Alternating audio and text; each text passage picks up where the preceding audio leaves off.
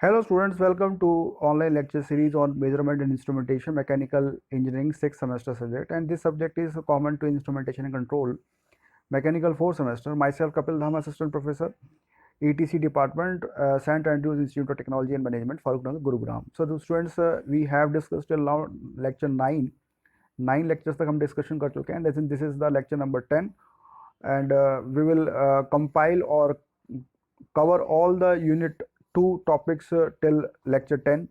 तो I hope कि आपको सारे लेक्चर समझ में आ रहे होंगे. The following topic we cover in this lecture series: digital transducers, frequency domain transducers, binary encoders, digital encoders. So these are also important topics, students of unit 2, we should consider in mind while preparing the examinations. So let's start with the first topic, students. Now the question is what is a digital transducer. जैसा कि आप देख रहे हैं कि सबसे पहला concept ही यही है कि डिजिटल ट्रांसड्यूसर क्या होता है.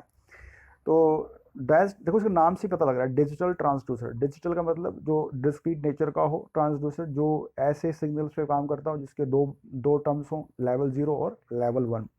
सो any transducer that present information as discrete samples, है ना, and that does not introduce a quantisation error when reading is represented in the digital form may be classified as digital transducer. कहने का मतलब ये है कि चूंकि ट्रांसड्यूसर जो डिजिटल का होगा वो डिस्क्रीट नेचर का जरूर होगा, और डिस्क्रीट सैंपल्स को ही वो क्या करेगा स्टूडेंट्स, इन्फॉर्मेशन के रूप में क्या करेगा, वो कवर करेगा.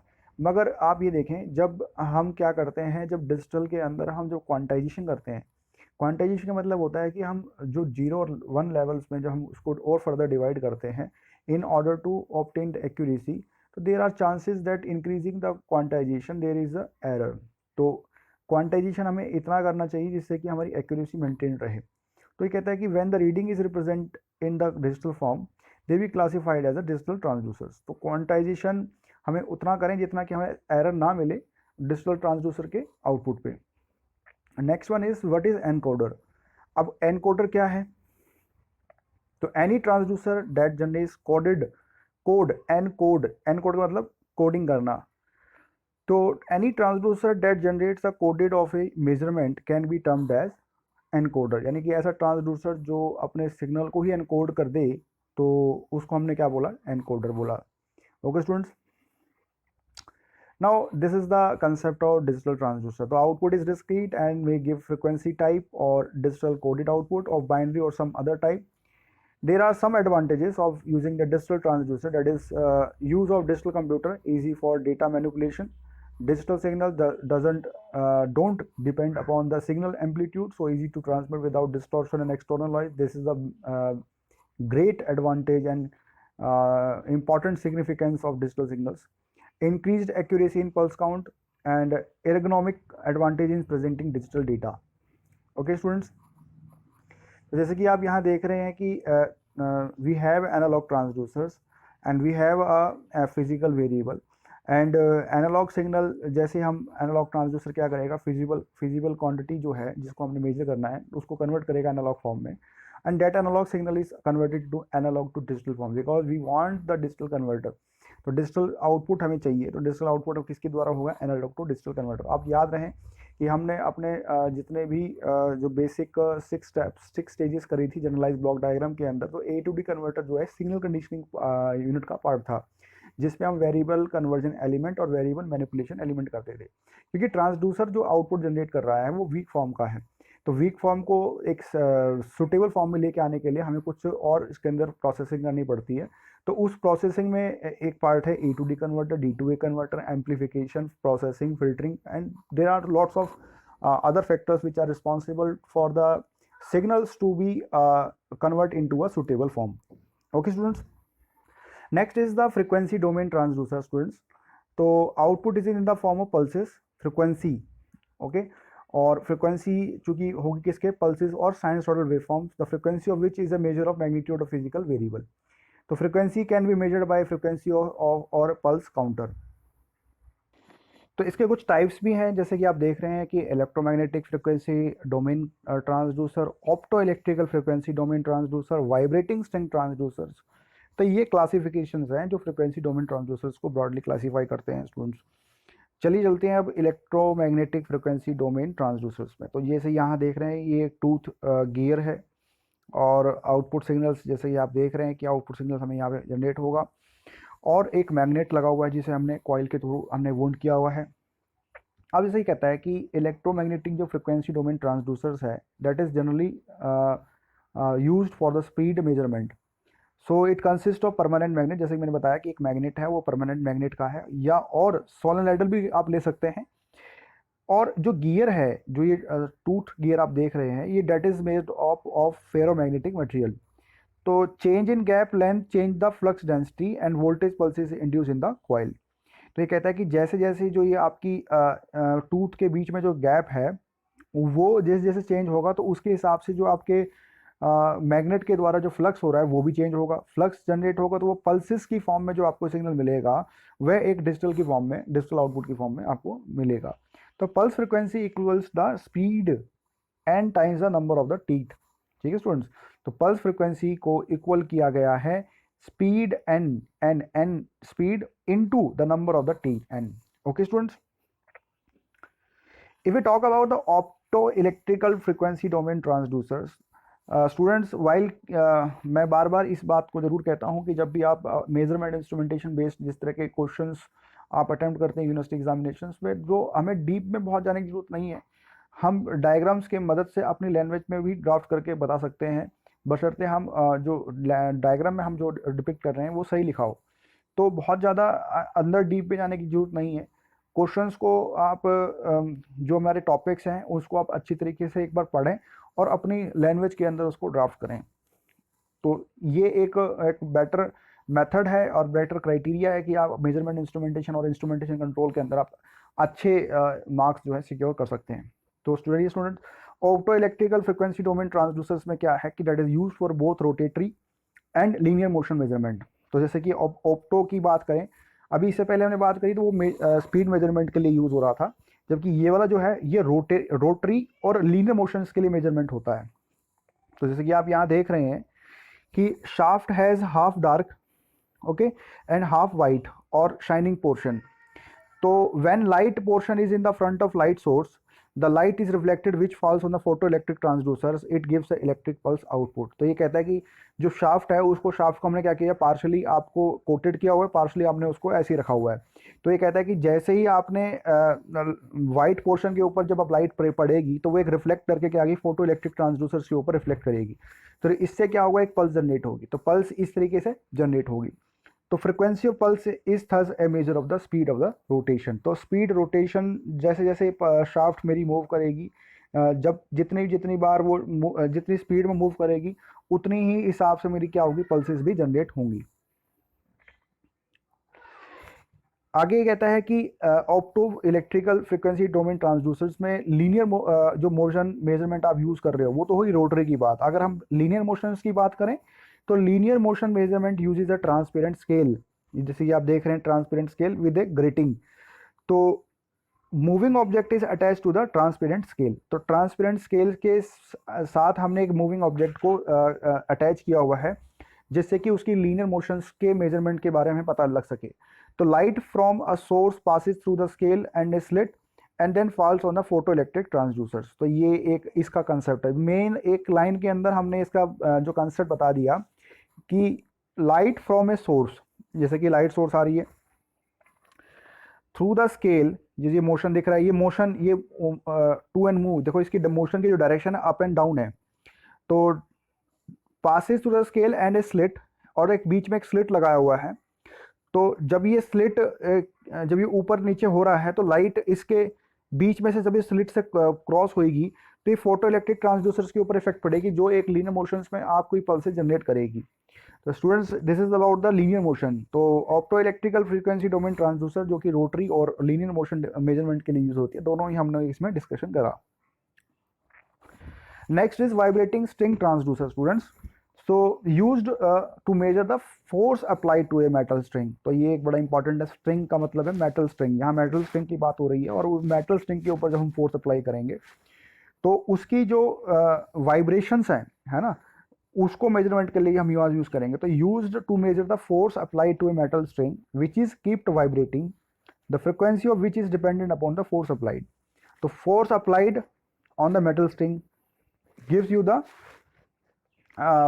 फ्रिक्वेंसी। तो नेचुरल फ्रिक्वेंसी जो एफ है उसका जो फॉर्मूला दिया गया है स्टूडेंट्स, वो दिया गया है इस रिलेशंस के द्वारा, जहाँ पे आप यहाँ देख रहे हैं रो, ये है mass density of a wire, material A मतलब area of the cross section, P is the applied force, length of the string L.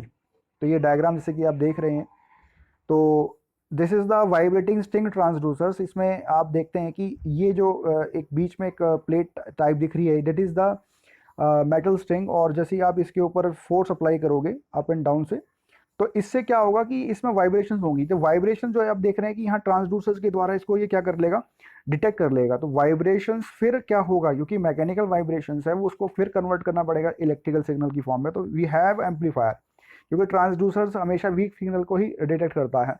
तो वीक सिग्नल को एम्पलीफिकेशन में लेने के लिए हमने एम्पलीफायर लगाया हुआ है और आउटपुट हमें यहाँ पे ऑब्टेन हो जाएगा।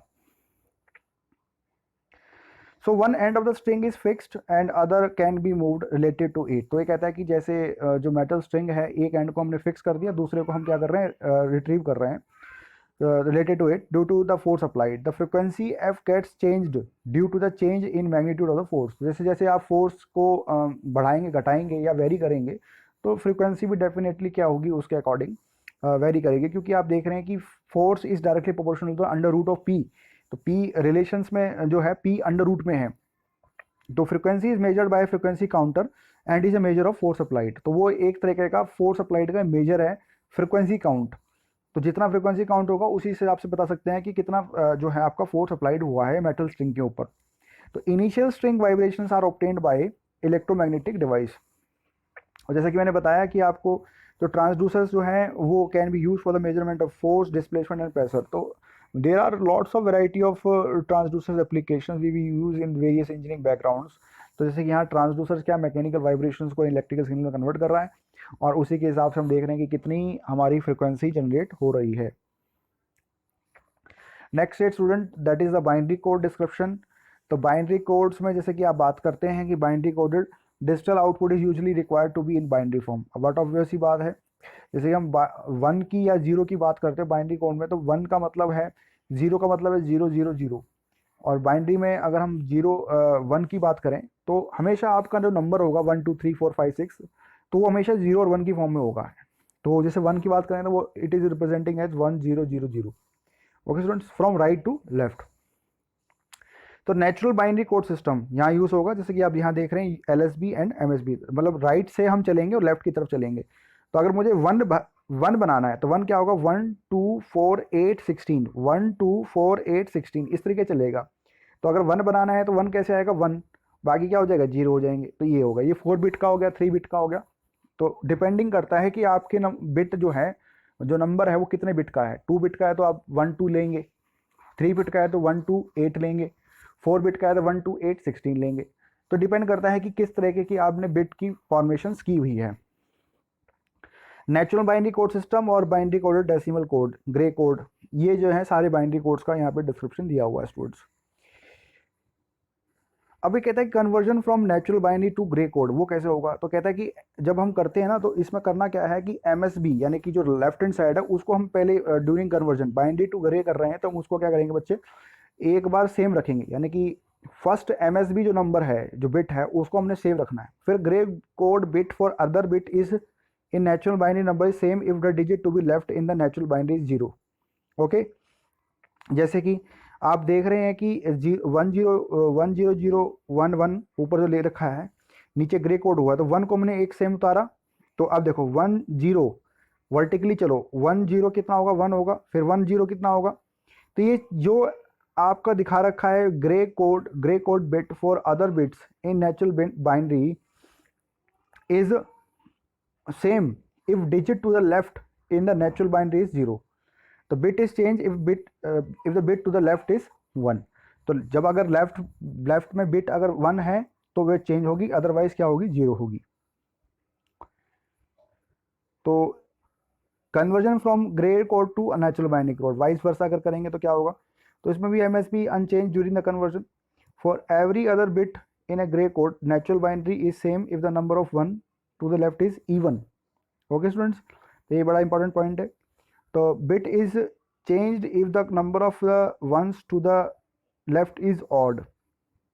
यदि इवन होगा तो चेंज करेगा, अगर नहीं होगा तो वो चेंज होगा तो लेफ्ट में आपके ऑड होना चाहिए, अगर ये इवन है तो नहीं चेंज करेगा वो। तो this is the decimal representation of 0 to लेकर 15 हमने क्यों लिखा, क्योंकि हमने 0 भी इंक्लूड किया है, तो 16 तक हम अपने बाइनरी डेसिमल नंबर में कन्वर्ट कर देते हैं स्टूडेंट्स। तो ये है ये नेचुरल बाइनरी नंबर्स हैं 0 1 2 3 फ्रॉम बॉटम टू टॉप, और ये आपका उसका ग्रे कोड कन्वर्जन है। If we talk about the digital encoders, तो डिजिटल एनकोडर्स में नाम कहता है कि कन्वर्ट एनालॉग, रोटरी और linear directly to the digital output form. Digital encoder ये हो गया। तो एनकोडर डिस्क हैज़ 4 बिट्स और ट्रैक्स। तो एनकोडर डिस्क के पास 4 बिट्स और ट्रैक्स हैं। Brushes A B C and D are stationary. तो यहाँ जो हम बिट की बात कर रहे हैं, जैसे 4 बिट का नंबर है तो ए बी सी डी होगा, 3 बिट का हो तो ए बी सी होगा, 2 बिट का हो तो ए बी होगा। तो brush E is on common energising track which is conductor. तो when brush A B C और D is on the conducting part, the circuit is made and corresponding indicator is on state 1 or off state 0. So disk has the resolution of 1 by 15.